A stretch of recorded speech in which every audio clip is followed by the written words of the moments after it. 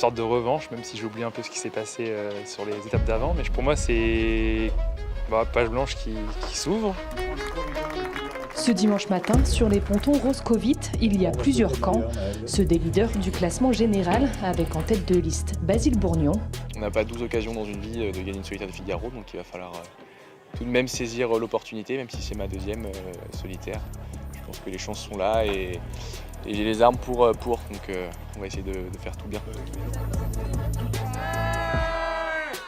Loïs Béréard, 3e au général, est lui plus tourné vers l'état mental qu'il faut conserver sur une étape de petit temps. Je pense que c'est plus difficile pour la tête, pour le cerveau, pour les nerfs, les méninges. Mais physiquement, on est moins dans le dur à se faire des grands bords de spi où il faut tenir la fatigue dehors. Là, il faut tenir la fatigue, mais dans la finesse et dans la réflexion. Donc c'est un jeu de lucidité, je dirais, et quelque part de stabilité émotionnelle aussi, quoi. Et ce, comme Alexis Loison, 18e au général avec 15 heures de retard. On a eu 2 nuits pour se reposer, et puis ça commence à tirer après ces 2 longues étapes.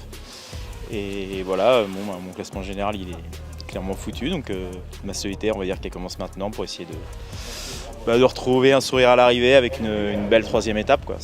Je me concentre là-dessus. Sur un parcours modifié en raison des conditions météo calmes, c'est une étape qui peut être encore une fois pleine de rebondissements. Il peut y avoir des écarts, ça peut être encore des phases bien longues et des retournements de situation, donc il faudra rester accroché jusqu'au bout. Ouais.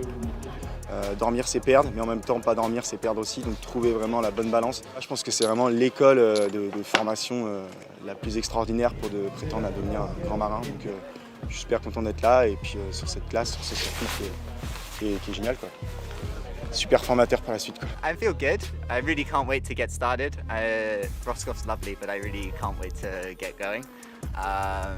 Yeah, I'm really excited for this one. It's going to be a long, hard leg. The last leg for me was the best leg, so I'm going to try and make this one the best leg of my life, I think. Après un rappel général, le chrono est lancé à 14h43 dans la baie de Morlaix. 2, 1...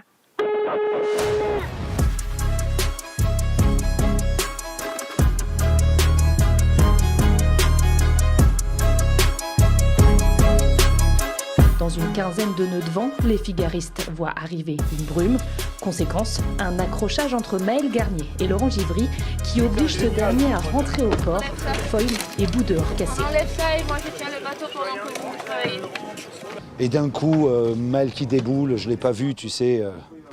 J'étais au vent sur bâbord à mur et il est arrivé sur tribord à mur, donc il a la priorité bien entendu. Et j'ai entendu gueuler Laurent et ça y est, j'étais dessus déjà. Ça s'est passé très très vite, ça s'est passé en 10 secondes.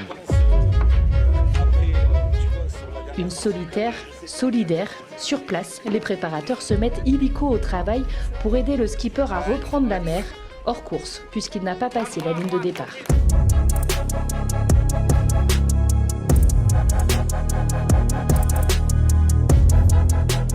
Un dernier au revoir à Roscoff, à la bouée Paprec, dépassé en tête par Corentin Euro, et les bateaux s'élancent vers la chaussée de Saint.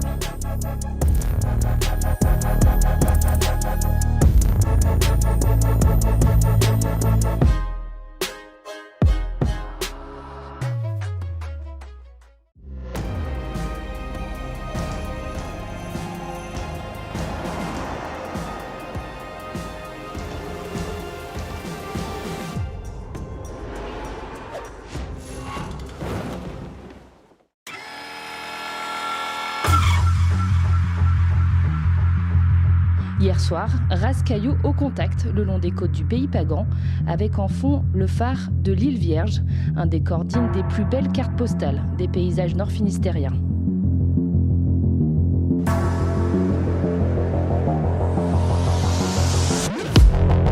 Il a fallu continuer de louvoyer toute la nuit pour traverser l'archipel de Molène et atteindre la marque de la chaussée de Saint, juste après le lever du soleil, enroulé en premier par Gaston Morvan à 8h07, avec dans son rétroviseur une bonne partie de la flotte.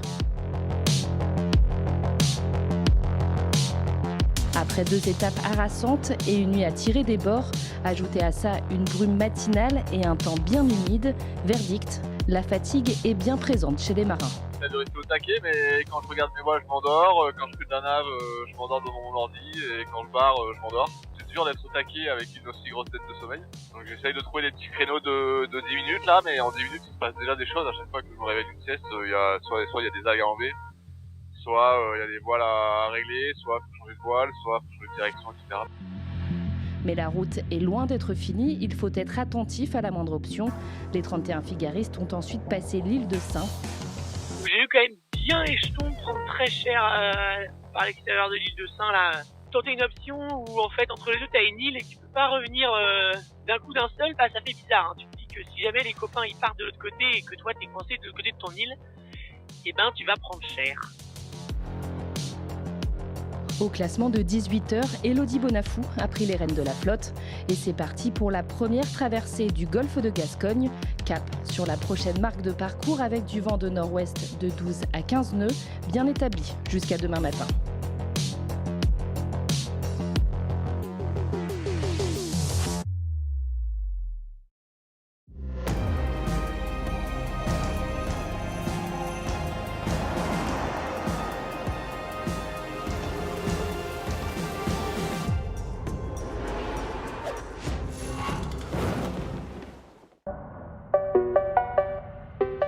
Une nuit ventée et les spies sont sortis, les figaristes ont enfin pu glisser.